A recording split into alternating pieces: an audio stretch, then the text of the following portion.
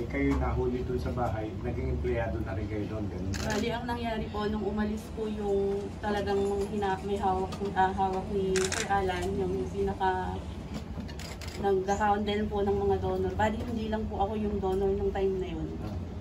Yun po, nung tinakasan po si Sir Alan, ako nga po nagpo-proseso para dun sa pagbibigyan ko ng kidney po. Kinuha po ko ni Sir Alan. Kinuusap po niya ako as empleyado. Opo, dalawa po kami. Kayong dalawa, empleyado na. Opo, pero pinatuloy pa rin. Ikaw naman, Maricho, gano'n ka na katagal na empleyado doon? Sa rest po, sabay po kami dahil mag-partner po 1 year kami. na. Okay. Lalo, saan pong mga lugar pinoperahan? Mga Manila po, Quezon City. Sa mismong NKTI? Hindi po, wala pong NKTI.